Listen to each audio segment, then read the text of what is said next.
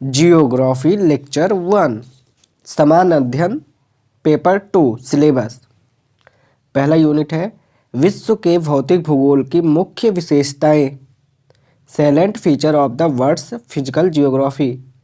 दूसरा यूनिट है विश्व भर के मुख्य प्राकृतिक संसाधनों का वितरण, दक्षिण एशिया और भारतीय उपमहाद्वीप को शामिल करते हुए विश्व भारत सहित के विभिन्न भागों में प्राथमिक, द्वितीयक और तृतीयक क्षेत्र के उद्योगों को स्थापित करने के लिए जिम्मेदार कारक। तीसरा यूनिट है भूकंप, सुनामी, ज्वालामुखी हलचल, चक्रवात आदि जैसी महत्वपूर्ण भूभौतिकीय घटनाएं, भौगोलिक विशेषताएं और उनके स्थान, अति महत्वपूर्ण भौगोलिक विशेषताओं, जल स्रोत और हिमावरण सहित और वनस्पति एवं प्राणी जगत में परिवर्तन और इस प्रकार के परिवर्तनों के प्रभाव। प्रश्न पत्र 4 समान अध्ययन 3 यूनिट 1 मुख्य फसलें, देश के विभिन्न भागों में फसलों का पैटर्न, सिंचाई के विभिन्न प्रकार एवं सिंचाई प्रणाली, कृषि उत्पाद का भंडारण, परिवहन तथा विपणन, संबंधित विषय और बाधाएं, किसानों की सहायता के लिए ई प्रौद्योगिकी। दूसरा यूनिट बुनियादी ढांचा, ऊर्जा, बंदरगाह, सड़क, विमानपत्तन, रेलवे आदि। तीसरा यूनिट है संरक्षण, पर्यावरण प्रदूषण और क्षरण, पर्यावरण प्रभाव का आकलन। और चौथा यूनिट है आपदा और आपदा प्रबंधन। अब चलिए क्लास नोट को पढ़ते हैं। विश्व के भौतिक भूगोल की मुख्य विशेषताएं। तो सबसे पहले हम समझते हैं ब्रह्मांड विज्ञान यानी कॉस्मोलॉजी। तो विज्ञान क्या है? विज्ञान क्रमबद्ध, सुव्यवस्थित, सुसंगठित तार्किक ज्ञान को विज्ञान कहते हैं। तो कॉस्मोलॉजी यानी ब्रह्मांड विज्ञान को फिर हम दो भागों में बांट देते हैं, एक एस्ट्रोनॉमी यानी खगोल शास्त्र और दूसरा जियोग्राफी। एस्ट्रोनॉमी जो है ये खगोलीय पिंडों का अध्ययन, खगोल शास्त्र कैसे कहते हैं? खगोलीय पिंडों का अध्ययन ही खगोल शास्त्र कहलाता है। ये जो एस्ट्रोनॉमी है ये प्री और मेंस के साइंस टेक जो है एस्ट्रोनॉमी वो प्री में साइंस एंड टेक से मिला करके पूछा जाता है। तो हमने जान लिया एस्ट्रोनॉमी यानी खगोल शास्त्र किसे कहते हैं, तो खगोलीय पिंडों का अध्ययन ही खगोल शास्त्र कहलाता है। अब जियोग्राफी की बात करें तो जियोग्राफी दो शब्दों से मिलकर बना है, जियो प्लस ग्राफी या ग्राफिक। तो जहाँ जियो का मतलब होता है पृथ्वी और ग्राफी या ग्राफिक का मतलब होता है वर्णन या चित्रण। तो पृथ्वी का वर्णन या चित्रण करना ही जियोग्राफी है। इसमें पृथ्वी के वर्णन में क्या करना है? पृथ्वी के वर्णन में पृथ्वी की उत्पत्ति और विकास से लेकर वर्तमान तक यह किन किन परिवर्तनों से होकर गुजरी है और इसका प्रभाव क्या है, यही पृथ्वी का वर्णन करना है। यानी पृथ्वी की उत्पत्ति और विकास से लेकर वर्तमान तक यह किन किन परिवर्तनों से होकर गुजरी है और इसका प्रभाव क्या है, इसका अध्ययन ही जियोग्राफी कहलाता है। अब जियोड क्या है? पृथ्व्याकार, पृथ्व्याकार को ही जियोड कहते हैं। जियोड मतलब बीच का भाग उभरा हो और किनारे का भाग चपटा हो। जूनो मिशन क्या है? जूनो मिशन अमेरिका द्वारा 2005 में बृहस्पति के अध्ययन के लिए भेजा गया था। अब फिर हम भूगोल को फिर दो भागों में बांटते हैं, एक भौतिक भूगोल यानी फिजिकल जियोग्राफी और दूसरा मानव भूगोल यानी ह्यूमन जियोग्राफी। मानव भूगोल क्या है? विभिन्न प्रकार की मानवीय गतिविधियों का अध्ययन ही मानव भूगोल है। भौतिक भूगोल को फिर हम चार भागों में बांटते हैं, भूआकृतिक विज्ञान, जलवायु विज्ञान, समुद्र विज्ञान और जैव भूगोल। इसी के साथ लेक्चर 1 समाप्त होता है। जियोग्राफी लेक्चर 2 किन्हीं भी दो पिंडों के बीच में लगने वाला आकर्षण बल गुरुत्वाकर्षण बल कहलाता है, जिसे कैपिटल जी से लिखते हैं। और जब पृथ्वी के द्वारा आकर्षण बल लगाया जाता है तो उसे गुरुत्व बल कहते हैं, जिसे स्मॉल जी से लिखते हैं। और जब आकर्षण बल सूर्य और चंद्रमा के द्वारा लगाया जाए तो उसे ज्वारीय बल कहते हैं। F बराबर कैपिटल जी m1 m2 बटे आर स्क्वायर, जहाँ आर किन्हीं दो पिंडों के बीच की दूरी है, F बल है, m द्रव्यमान है और कैपिटल जी गुरुत्वाकर्षण बल है। F बराबर हो जाएगा g m1 m2, ठीक है, F बराबर हो जाएगा g m1 m2, या हम कह सकते हैं F समानुपाती m1 m2। यानी जिस सन जो है, देखिए सन और अर्थ में सन का मास ज़्यादा है, और जब सन का मास ज़्यादा है तो उसका फोर्स भी ज़्यादा होगा। क्यों ज़्यादा होगा? क्योंकि एफ समानुपाती है m1 m2 के। तो जब सन का मास ज़्यादा है अर्थ के मास की अपेक्षा, तो सन जो है वो पृथ्वी को अपने तरफ खींचता है। उसके बावजूद पृथ्वी जो है वो सन की तरफ नहीं जाती है। इस वजह से पृथ्वी अपने आप को बचाने की कोशिश करती है। जब पृथ्वी अपने आप को सूर्य के आकर्षण बल से बचाने की कोशिश करती है, इस वजह से वो 23.5 डिग्री झुक गई है। ठीक है, दूसरा हो गया, दूसरा है आकर्षण बल। जो है आकर्षण बल वो व्युत्क्रमानुपाती होता है दूरी स्क्वायर के। मतलब यानी दूरी जितना ज़्यादा आकर्षण बल उतना कम, दूरी जितना कम आकर्षण बल उतना ज़्यादा। ठीक है, ये समझ में आया? तो जो है पृथ्वी जो है वो जियोड के आकार के है, यानी वो ध्रुवों पे चपटा है और विषुवत रेखा में उभरा हुआ है। ध्रुवों की ओर जाने पे चपटापन बढ़ता है। अब हम देखते हैं ब्रह्मांड या पृथ्वी की उत्पत्ति एवं विकास। तो ब्रह्मांड की उत्पत्ति एवं विकास को सबसे पहले हम इसमें देखेंगे परिचय, फिर देखेंगे उत्पत्ति से संबंधित सिद्धांत, उसके बाद देखेंगे पृथ्वी की उत्पत्ति एवं विकास। और उत्पत्ति से संबंधित सिद्धांत में हम दो प्रकार के सिद्धांत देखेंगे, एक परंपरागत और दूसरा आधुनिक। परंपरागत में हम दो प्रकार के देखेंगे सिद्धांत, अद्वैतवादी और द्वैतवादी। और आधुनिक में हम देखेंगे महाविस्फोटक सिद्धांत यानी बिग बैंग थ्योरी। ठीक है, चलिए शुरुआत करते हैं परिचय। परिचय से सबसे पहले परिचय। ब्रह्मांड की उत्पत्ति का संबंध इस बात से है कि यह अस्तित्व में आया तो कैसे, अर्थात यह किस घटना का परिणाम है, और उत्पत्ति से लेकर वर्तमान तक यह किन किन परिवर्तनों से होकर गुजरा है, एवं इन परिवर्तनों के प्रभाव क्या रहे हैं। इसका संबंध विकास से है। ब्रह्मांड की उत्पत्ति व विकास को जानने के क्रम में विभिन्न स्तरों पर हुए परिवर्तनों एवं उनके कारणों का वैज्ञानिक विश्लेषण किया जा सकता है, और इस आधार पर भविष्य की घटनाओं का वैज्ञानिक अनुमान लगाया जा सकता है।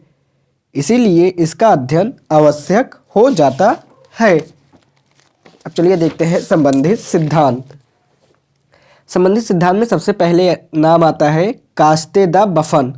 कास्टे द बफन, जिन्होंने 1749 ईस्वी में सबसे पहले अद्वैतवादी संकल्पना यानी मोनेस्टिक संकल्पना दिया। इसका क्या मतलब होता है? इसका मतलब होता है इन्होंने कहा कि ब्रह्मांड जो है वो सिंगल स्टार से बना है, यानी केवल एक तारे से ही पूरा ब्रह्मांड बना है। और इनके इस संकल्पना को पैतृक संकल्पना कहते हैं, यानी पेरेंटल हाइपोथेसिस बोलते हैं। तो पढ़ लेते हैं। सर्वप्रथम फ्रांसीसी विद्वान कास्टे द बफन 1749 ने पृथ्वी की उत्पत्ति एवं विकास के बारे में विचार किया। उत्पत्ति में भाग लेने वाले तारों के आधार पर परंपरागत संकल्पना को अद्वैतवादी एवं द्वैतवादी संकल्पना के रूप में वर्गीकृत किया गया। अद्वैतवादी संकल्पना, इसके अनुसार पृथ्वी व अन्य ग्रहों की उत्पत्ति एक तारे यानी सिंगल स्टार से हुई मानी जाती है।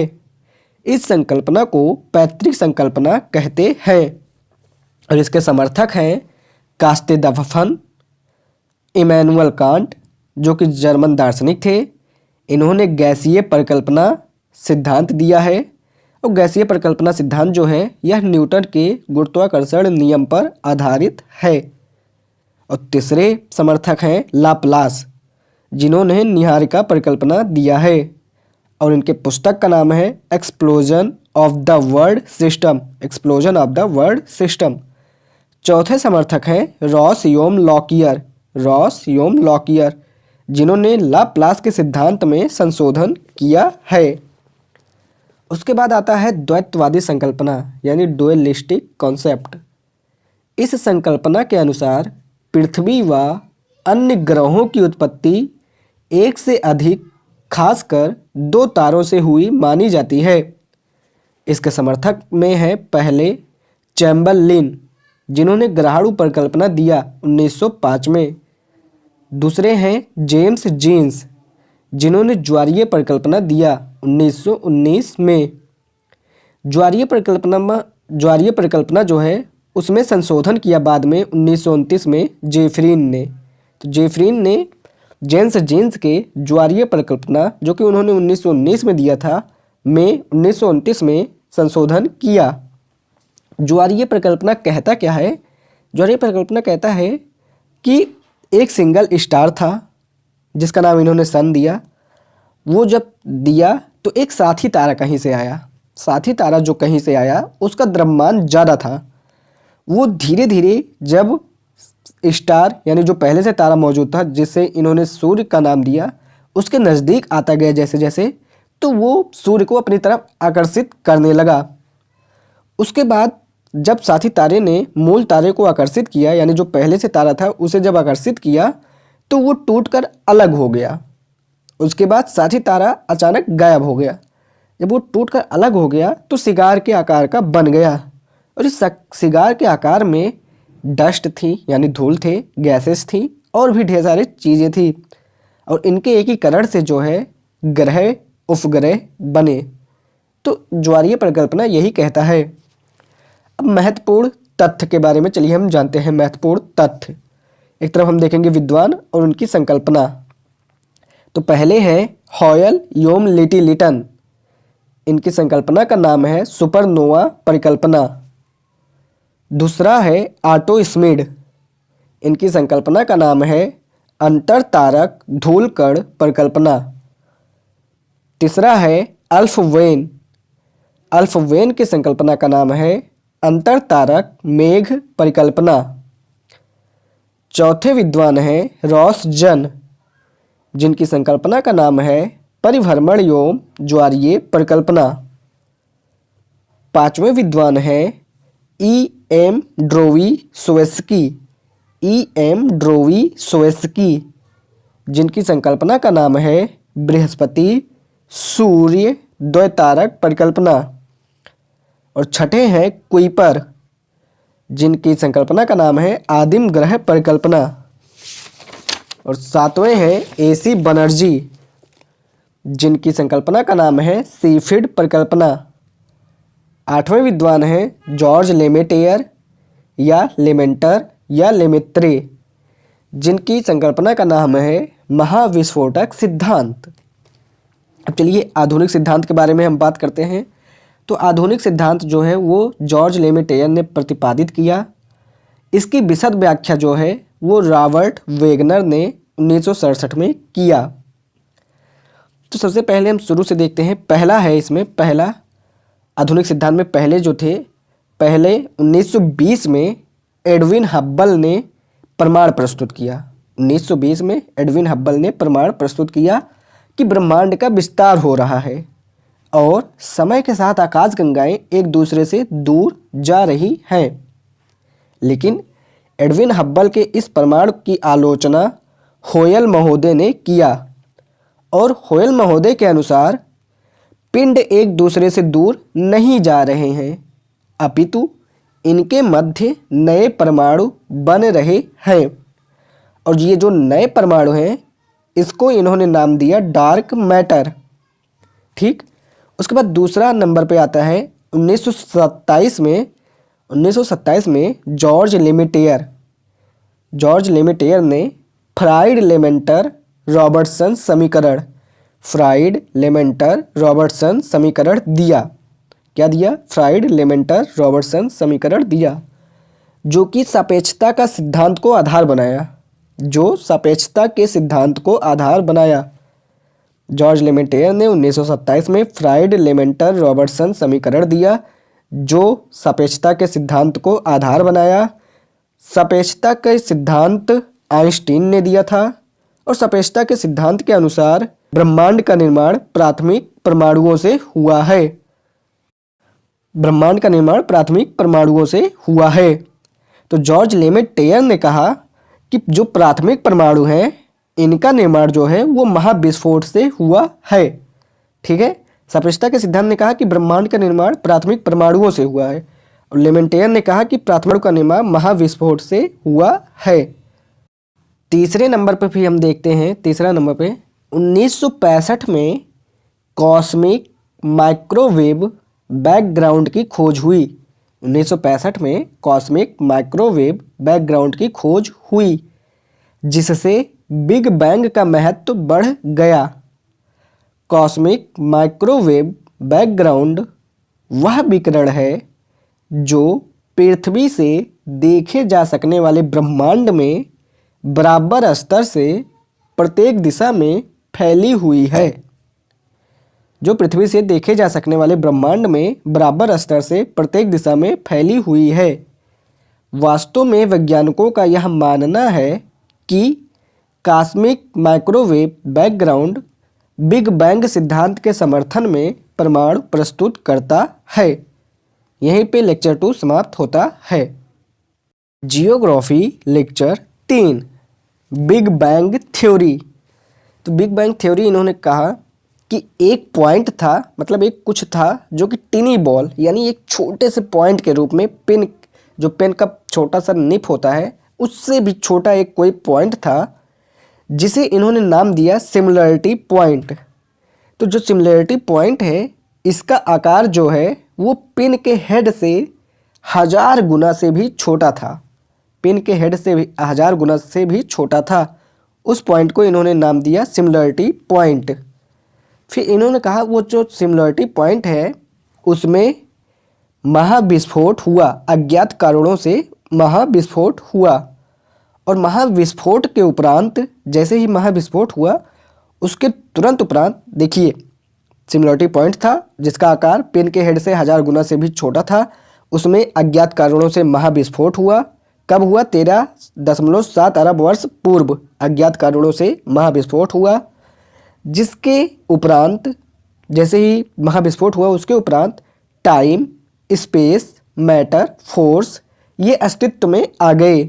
ठीक है, तो महाविस्फोट जब हुआ उसको हम फिर 2 भागों में बांट के देखते हैं। महाविस्फोट के बाद वाले हिस्से को, महाविस्फोट के उपरांत या प्रारंभिक 3 मिनट के भीतर प्राथमिक परमाणु का निर्माण हुआ। साथ ही 3 लाख वर्षों के दौरान लगभग 4500 डिग्री केल्विन तापमान में कमी आई। साथ ही ब्रह्मांडीय पदार्थों का निर्माण और विस्तार हुआ, जिससे ब्रह्मांड पारदर्शी हो गया। दोबारा से पूरा पढ़ता हूँ। महाविस्फोट के उपरांत या प्रारंभिक 3 मिनट के भीतर प्राथमिक परमाणु का निर्माण हुआ। साथ ही 3 लाख वर्षों के दौरान लगभग 4500 डिग्री केल्विन तापमान में कमी आई। साथ ही ब्रह्मांडीय पदार्थों का निर्माण और विस्तार हुआ, जिससे ब्रह्मांड पारदर्शी हो गया। उसके बाद महाविस्फोट का दूसरा हिस्सा जो है, महाविस्फोट के उपरांत 1 माइक्रोसेकंड के समय को प्लैंक टाइम कहा गया। महाविस्फोट के उपरांत 1 माइक्रोसेकंड के समय को प्लैंक टाइम कहा गया। इसमें भी टेम्परेचर कम हुआ। प्लैंक टाइम के उपरांत सभी कण प्लाज्मा एवं ग्लू अवस्था में थे, जिनमें गति मौजूद थी, जिसके परिणाम स्वरूप ब्रह्मांड का विस्तार हुआ। ब्रह्मांड के विस्तार से टेम्परेचर में निरंतर कमी आई। और ये जो घटना है, यह घटना 3,80,000 वर्षों तक निरंतर चलती रही। तो 3,80,000 वर्षों तक जो चलती रही, इस समय को डार्क टाइम या अंधकार युग कहा गया, क्योंकि इस समय तक प्रकाश अस्तित्व में नहीं था। ठीक है, इस समय तक प्रकाश अस्तित्व में नहीं था। तो डार्क टाइम के कुछ समय उपरांत प्रोटॉन एवं न्यूट्रॉन अस्तित्व में आए। जब प्रोटॉन एवं न्यूट्रॉन अस्तित्व में आए तो सर्वप्रथम हाइड्रोजन अणु अस्तित्व में आया। तो हाइड्रोजन के संलयन से हीलियम और ऊर्जा विमुक्त हुई, और जब ऊर्जा विमुक्त हुई तो डार्क टाइम समाप्त हुआ और तारों का निर्माण हुआ। धीरे धीरे कई ब्रह्मांडीय अणु बने, जिनसे कई ग्रह, उपग्रह, धूमकेतु, आकाशीय पिंड इत्यादि अस्तित्व में आए। अब हम देखते हैं यूनिवर्स। यूनिवर्स को दो भागों में बांट देते हैं, एक विजुअल यानी दृश्यमान और दूसरा नॉन विजुअल। तो विजुअल जो है यानी दृश्यमान ब्रह्मांड जो है उसका निर्माण ब्रह्मांडीय तत्वों से है। तो यानी ब्रह्मांडीय तत्वों से ये बने हैं, और ब्रह्मांडीय तत्वों से ये बने हैं और प्राथमिक परमाणुओं से। देखिए विजुअल ब्रह्मांड जो है उसका निर्माण ब्रह्मांडीय तत्वों से हुआ है, और जो ब्रह्मांडीय तत्व हैं इनका निर्माण प्राथमिक परमाणुओं से हुआ है। और जो प्राथमिक परमाणु हैं ये जो है ये महाविस्फोट के उपरांत बने हैं। इतना समझ में आया। अब दृश्यमान यूनिवर्स में हम पहला पॉइंट देखते हैं कि ग्रह, उपग्रह, तारे, उल्कापिंड, समय, गुरुत्वाकर्षण, प्रकाश आदि दृश्यमान ब्रह्मांड के भाग हैं। दूसरा पॉइंट देखते हैं, दृश्यमान ब्रह्मांड का विस्तार लगभग 93 बिलियन प्रकाश वर्ष तक है। और तीसरा है, प्रकाश वर्ष दूरी का मापन है, जहां प्रकाश की गति 3 लाख किलोमीटर प्रति सेकंड है। तो उसके बाद दूसरा यूनिवर्स का भाग है नॉन विजुअल। नॉन विजुअल मतलब जिसे हम देख नहीं सकते, और जिसे हम देख नहीं सकते उसके बारे में हमें कभी कोई जानकारी नहीं है। ठीक है। अब नोट में पहला पॉइंट है, ऊष्मागतिकी के प्रथम नियम के अनुसार ऊर्जा न तो उत्पन्न की जा सकती है न ही नष्ट, अपितु एक रूप से दूसरे रूप में रूपांतरित की जा सकती है। और नोट में दूसरा पॉइंट है, एंट्रोपी किसी निकाय की ऊर्जा का वह भाग है जिसे उपयोग में नहीं लाया जा सकता, अर्थात जिसे कार्य में नहीं बदला जा सकता। दोबारा से पढ़ देता हूँ ये पॉइंट। एंट्रोपी किसी निकाय की ऊर्जा का वह भाग है जिसे उपयोग में नहीं लाया जा सकता, अर्थात जिसे कार्य में नहीं बदला जा सकता। ठीक है। अब आगे देखते हैं हम कि इसकी मतलब महाविस्फोटक सिद्धांत की आलोचना हम देखते हैं। तो महाविस्फोटक सिद्धांत की आलोचना में जो पहला तर्क है वो है ऊष्मागतिकी के प्रथम नियम के सिद्धांत का इसमें उल्लंघन होता है। अब इसकी व्याख्या हम देख लेते हैं। इस पॉइंट की व्याख्या में, ब्रह्मांड के निर्माण के निकट पहुंचने पर विज्ञान के नियम टूट जाते हैं और ऊष्मागतिकी नियम को त्याग देता है। दूसरा तर्क है लॉ ऑफ एंट्रोपी का उल्लंघन, यानी महाविस्फोटक सिद्धांत जो है वो लॉ ऑफ एंट्रोपी का उल्लंघन करता है। यानी एंट्रोपी क्या है, निकाय की ऊर्जा का वह भाग जिसे कार्य में नहीं बदला जा सकता। चलिए इसकी व्याख्या देख लेते हैं। वर्तमान ब्रह्मांड एंट्रोपी के नियम का पालन करता है, यानी प्रारंभिक ब्रह्मांड की तुलना में। ठीक। तीसरा तर्क जो है प्रकाश की गति के विरुद्ध, प्रकाश की गति के विरुद्ध महाविस्फोटक सिद्धांत जो है वो प्रकाश की गति के विरुद्ध हुआ। मतलब कहते हैं कि प्रकाश की गति सबसे तेज होती है, यूनिवर्स में सबसे तेज कोई है तो वो प्रकाश की गति है। और जबकि महाविस्फोटक सिद्धांत इन्होंने कहा कि वो मतलब प्रकाश की गति को भी फेल कर देता है, तो फिर इसकी उल्लंघन होता है, यानी प्रकाश की गति के विरुद्ध है। इसकी व्याख्या हम देख लेते हैं। महाविस्फोट से उत्पन्न ऊर्जा ने प्रकाश की गति से तेज संचरण किया। महाविस्फोट की प्रारंभिक अवधि इन्फ्लेशनरी अवधि इस नियम का उल्लंघन करती है कि प्रकाश की गति मापक गति से तीव्र है। तो इसी के साथ लेक्चर 3 समाप्त। Geography lecture 3 PDF class notes. पृथ्वी की उत्पत्ति, ओरिजिन ऑफ अर्थ। तो बिग बैंग से टाइम स्टार्ट होता है और ग्रेविटेशनल फोर्स की वजह से ये बिग बैंग थ्योरी हुआ। तो पृथ्वी जो है वो प्रारंभ में उसका टेम्परेचर कम था, यानी टेम्परेचर जब कम था फिर धीरे धीरे गर्म, तप्त, गैसीय अवस्था। पृथ्वी जो है प्रारंभ में उसका टेम्परेचर कम था, गर्म था, वो तप्त था, गैसीय अवस्था में थी, वीरान था यानी लाइफ नहीं थी, चट्टानी खंड थे। जड़त्व के कारण फिर ये इकट्ठे हुए, यानी वायुमंडल जो था वो विरल था, यानी हाइड्रोजन और हीलियम थे वायुमंडल में। वर्तमान वायुमंडल से बहुत अलग था। फिर एक छोटा सा पदार्थ है जिसमें गुरुत्वाकर्षण बल के कारण ये एकत्र होने शुरू हुए। जब ये एकत्र होने शुरू हुए तो जो पिंड बने उन्होंने पदार्थ को प्रभावित किया। फिर घर्षण और दाब के रुद्धोष्म प्रक्रम के कारण अत्यधिक ऊष्मा उत्पन्न हुई। जब अत्यधिक ऊष्मा उत्पन्न हुई तो जिसके परिणाम स्वरूप पदार्थों का गलना प्रारंभ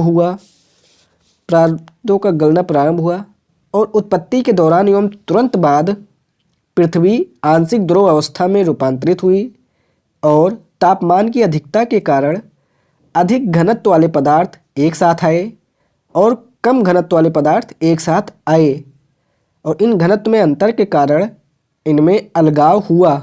जब अलगाव हुआ फिर ये जमाव या एकत्रीकरण इसमें होने लगा। तो जिसमें अधिक घनत्व वाले पदार्थ नीचे, यानी जैसे अधिक घनत्व वाले पदार्थ जैसे लोहा, निकेल आदि ये नीचे रह गए और कम घनत्व वाले पदार्थ उनके ऊपर आते चले गए। लगभग 4.6 अरब वर्ष पूर्व सौरमंडल एवं पृथ्वी की उत्पत्ति हुई। पृथ्वी की उत्पत्ति के समय दिन 8 घंटे का था। पृथ्वी के नीचे जब हम जाते हैं, गहराई में जाते हैं तो घनत्व बढ़ता है और ताप बढ़ता है। आंतरिक भाग में ताप बढ़ता है जिससे ज्वालामुखीयता मतलब घटना होती है। पिघली चट्टान जब वो बाहर आती है तो ज्वालामुखीयता की घटना होती है। ज्वालामुखीयता जो है वो पिघली चट्टानें बाहर जब आती हैं, गैसें बाहर आती हैं, वाष्प बाहर आता है, तब फिर जो है पृथ्वी का तापमान कम होता है और सतह ठंडी है तो पृथ्वी के इससे उत्पत्ति हुई। आगे देखते हैं। वायुमंडल की 3 अवस्थाएं हैं। पहली वायुमंडल की 3 अवस्थाएं मतलब 3 अवस्था के बाद वायुमंडल बना। पहली अवस्था है आदिकालिक वायुमंडलीय गैसों का ह्रास, यानी सन था और अर्थ था। अर्थ में हाइड्रोजन और हीलियम की अधिकता थी। तो जो सन था वो उसमें सोलर विंड चलती है, यानी सौर हवाएं। तो सौर हवाएं हाइड्रोजन और हीलियम को पृथ्वी से दूर ले गई। फिर दूसरा जो अवस्था है पृथ्वी के आंतरिक भाग से निःसरित जल वाष्प एवं भाप। तो समय के साथ अर्थ में समय के साथ क्या हुआ, यानी पृथ्वी में समय के साथ विभेदन की प्रक्रिया हुई। जब विभेदन की प्रक्रिया हुई तो अधिक घनत्व के मिश्रण वाले पदार्थ और कम घनत्व के मिश्रण वाले पदार्थ अलग अलग हो गए, जिसके कारण से आंतरिक भाग में अधिक घनत्व वाले पदार्थों का जमाव हुआ और उसके बाहर कम घनत्व वाले पदार्थों का जमाव हुआ। आंतरिक भाग में टेम्परेचर अधिक था जिसके परिणाम स्वरूप ज्वालामुखीयता की घटना होती है और उसके परिणाम स्वरूप जलवाष्प माप यानी जलवाष्प भाप और अन्य गैसें बाहर निकलती हैं, जिसके परिणाम स्वरूप वर्तमान वायुमंडल का निर्माण हुआ। लेकिन आरंभिक वायुमंडल में जलवाष्प, nitrogen, carbon dioxide, methane, NH3, ETC मतलब आदि की मात्रा अधिक थी। स्वतंत्र ऑक्सीजन बहुत कम थे। उसके बाद जलवाष्प व गैस की मात्रा में वृद्धि हुई। क्योंकि निरंतर ज्वालामुखीयता के कारण जलवाष्प व गैस की मात्रा में वृद्धि होती चली गई। फिर उनका संघनन हुआ। संघनन होने से बादल बने, यानी गुरुत्व बल फिर बढ़ने लगा, फिर बादल बन गए। फिर बादल के बाद वर्षण हुआ। वर्षण जब हुआ तो CO2 के वर्षा जल में घुलने से तापमान में कमी आई। जब तापमान में कमी आई तो उसका परिणाम हुआ अधिक संघनन एवं अत्यधिक वर्षा। तीसरा अवस्था है प्रकाश संश्लेषण का प्रभाव। जब वर्षण बढ़ने लगा तो पृथ्वी के गर्तों में जो है यानी गड्ढों में जल एकत्रित होने लगा और जब जल एकत्रित होने लगा तो महासागर बनने लगे। तो इस तरह हम कह सकते हैं पृथ्वी की आयु जो है वो 4.5 करोड़ वर्ष है। 4.5 मतलब 450 यानी 450 करोड़ वर्ष है। पृथ्वी की आयु यानी 450 करोड़ वर्ष है। और जबकि महासागर जो है उसकी जो हम कह सकते हैं उत्पत्ति या आयु जो कह सकते हैं वो 400 करोड़ वर्ष है। तो फिर महासागर में पृथ्वी की उत्पत्ति से लगभग 50 करोड़ वर्ष बाद महासागर बने। लगभग 250 से 300 करोड़ वर्ष पूर्व प्रकाश संश्लेषण प्रारंभ हुआ या विकसित हुआ। उसके बाद वनस्पति और एक कोशिकीय जीव अस्तित्व में आए। फिर लंबे समय तक जीवन महासागरों में सीमित था। उसके बाद क्या हुआ, जो महासागर में नीचे जो मतलब पृथ्वी के में जो महासागर में जल था उसमें नमी और जल की उपलब्धता थी और मृदा फिर था। तो मृदा जो है वो निर्माणी चट्टानों के टूट फूट से निर्मित हुआ और चट्टान जो है वो विभिन्न प्रकार के खनिजों का मिश्रण होता है। तो जल की उपलब्धता से जैविक घटकों की उत्पत्ति हेतु अनुकूल दशा का निर्माण हुआ, जिससे वनस्पति अस्तित्व में आए। वनस्पति के अस्तित्व में आने से प्रकाश संश्लेषण की दर बढ़ी, जिससे ऑक्सीजन रिलीज हुआ। उसके बाद प्रकाश संश्लेषण द्वारा ऑक्सीजन में वृद्धि हुई, जो महासागरों की देन है। तो लेक्चर 3 नोट्स PDF समाप्त। जियोग्राफी लेक्चर 4, पृथ्वी पर जीवन की उत्पत्ति।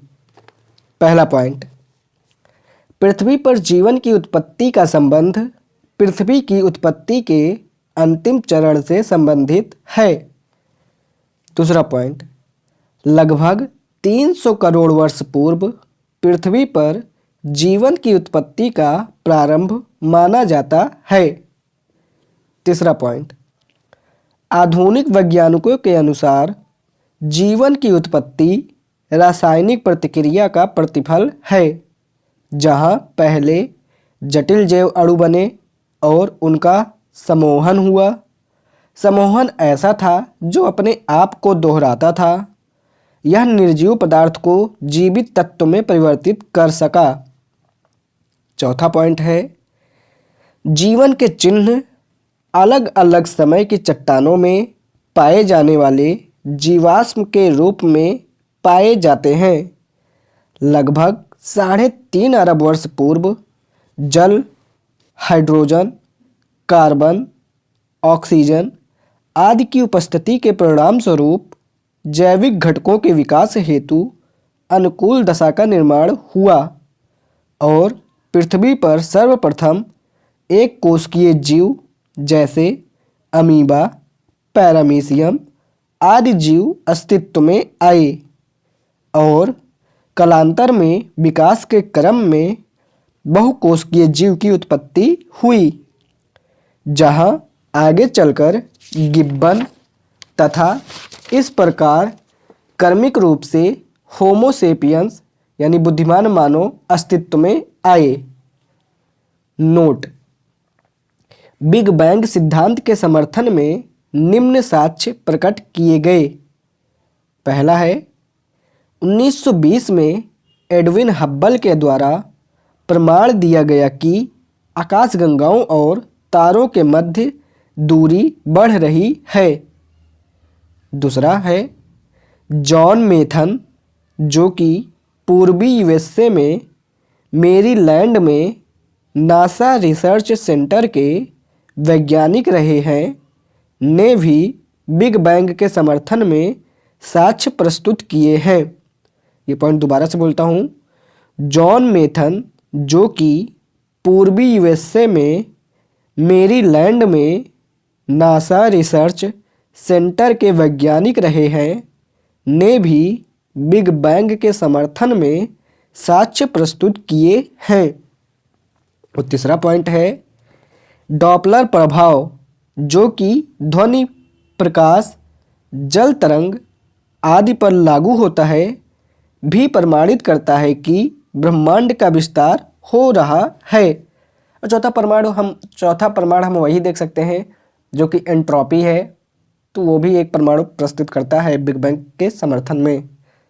अब हम देखते हैं महत्वपूर्ण तथ्य, जिसमें पहला है, टॉलमी के अनुसार पृथ्वी ब्रह्मांड के केंद्र में है।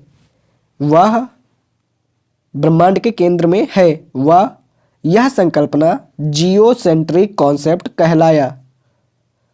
पोलैंड के खगोलशास्त्री व गणितज्ञ कॉपरनिकस ने अपनी पुस्तक on the revolution of heavenly body, दोबारा से पूरा पढ़ूंगा, पोलैंड के खगोलशास्त्री व गणितज्ञ कॉपरनिकस ने अपनी पुस्तक on the revolution of heavenly body में बताया कि ब्रह्मांड के केंद्र में सूर्य है और यह संकल्पना हेलियोसेंट्रिक कॉन्सेप्ट कहलाया। तीसरा पॉइंट है पृथ्वी की आयु लगभग 4.6 अरब वर्ष है। चौथा पॉइंट है आर्यभट्ट व कोलंबस ने पृथ्वी के आकार को गोल बताया। पांचवा पॉइंट है पृथ्वी पर विषुवत रेखीय व्यास 12,756 किलोमीटर है और ध्रुवीय व्यास 12,714 किलोमीटर है। यानी अंतर कितने का है? 12 किलोमीटर का। पृथ्वी जो है वो अपनी धुरी पर 23.5 डिग्री झुकी हुई है और पृथ्वी जो है वो अपनी धुरी पर घूर्णन या परिभ्रमण या दैनिक गति या आवर्तन करती है, जिसे करने में यानी 360 डिग्री घूमने में उसे लगभग 24 घंटे का समय लग जाता है और ये अपनी धुरी पर पश्चिम से पूर्व की दिशा में घूमती है और जो पृथ्वी है वो सूर्य की परिक्रमा या परिक्रमण करती है। अब हम देखते हैं अर्थ सूर्य। जब पृथ्वी और सूर्य के बीच की दूरी सबसे अधिक होती है तो उसे अपसौर कहते हैं, जो कि 4 जुलाई को होता है। और जब सूर्य और पृथ्वी के बीच सबसे कम दूरी होती है तो उसे उपसौर कहते हैं, जो कि 3 जनवरी को होता है। 3 जनवरी के दिन दक्षिणी गोलार्ध में ग्रीष्म ऋतु होता है और इस समय 3 जनवरी को सूर्यातप सबसे अधिक होता है, क्योंकि ये भाग जो है वो सूर्य के सामने होता है और बेसाल्ट इसमें ज़्यादा होती है। और 4 जुलाई को उत्तरी गोलार्ध जो होता है वो ग्रीष्म ऋतु होता है, वहाँ पे सूर्यातप ज़्यादा होता है क्योंकि वो भाग सूर्य के सामने होता है। ठीक है। जड़त्व के कारण पृथ्वी अपनी धुरी पर परिभ्रमण के साथ सूर्य की परिक्रमा भी कर रही है। तो इसी के साथ लेक्चर 4 समाप्त। जियोग्राफी लेक्चर 5 PDF पृथ्वी का भूगर्भिक कालानुक्रम यानी जियोलॉजिकल क्रोनोलॉजी ऑफ अर्थ। तो पृथ्वी के भूगर्भिक कालानुक्रम को हम 4 भागों में बांट के देखते हैं। एक क्रोन या EON यानी chron, era, period, epoch. Chron, era, period, epoch, जहाँ एरा का मतलब है महाकल्प, पीरियड का मतलब भी महाकल्प और इपोच का मतलब है युग। ठीक है। अब क्रोन को 2 भागों में बांटते हैं। कब? जैविक घटकों की उत्पत्ति के आधार पर क्रोन को 2 भागों में बांटते हैं। एक फेनरोजोइक और एक है एजोइक। और फेनरोजोइक और एजोइक के बीच में जो समय था उसे प्लैंकियन कहा जाता है, यानी संक्रमण काल या प्लैंकियन टाइम कहा जाता है। ठीक है, प्लैंकियन। अब सबसे पहले हम एजोइक देखते हैं। एजोइक मतलब एजोइक में जीवन नहीं था, विदाउट लाइफ था, यानी जीवन नहीं था। तो एजोइक में ही इंडिया में अरावली पर्वत का विस्तार हो रहा था, अरावली रेंज का विस्तार हो रहा था और नॉर्थ अमेरिका बन रहा था। नॉर्थ अमेरिका जो है वो कनाडियन और लॉरेशियन शील्ड निर्मित हो रहे थे। नॉर्थ अमेरिका का कनाडियन और लॉरेशियन शील्ड निर्मित हो रहे थे, जिसमें चट्टानों में ग्रेनाइट एवं नीस प्रधानता में थी। एजोइक जो है उसमें लाइफ नहीं था। फिर उसे हम एरा में बांटेंगे। उस एरा का नाम है प्री कैम्ब्रियन। प्री कैम्ब्रियन काल में इंडिया में अरावली पर्वत का निर्माण हो रहा था और नॉर्थ अमेरिका में बन रहा था। नॉर्थ अमेरिका में कैनेडियन और लॉरेशियन शील्ड का निर्माण हो रहा था, जिसमें चट्टानों में ग्रेनाइट एवं नीस प्रधानता में थे। चट्टानों में सर्वाधिक रूपांतरण हो रहा था और निर्मित प्राचीनतम पर्वत उस समय के थे आर्कियन पर्वत।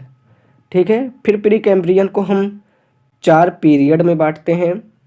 रीफियन, यानी इसमें बायोटिक कंपोनेंट यानी लिविंग ऑर्गेनिज्म धीरे धीरे विकसित हो रहे थे।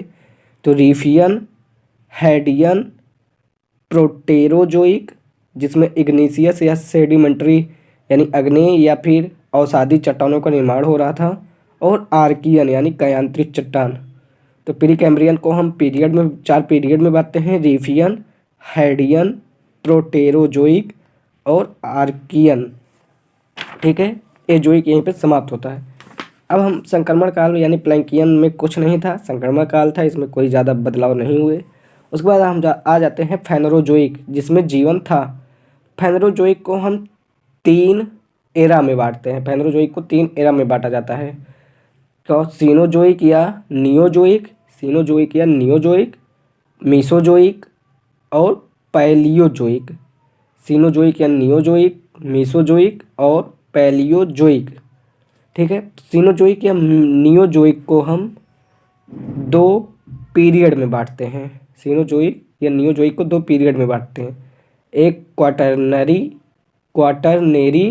और एक टर्सरी, क्वाटरनेरी और टर्सरी। क्वाटरनेरी में सेडिमेंट्री यानी अवसादी चट्टानों का निर्माण हो रहा था और टर्सरी में भी सेडिमेंट्री यानी अवसादी चट्टानों का निर्माण हो रहा था।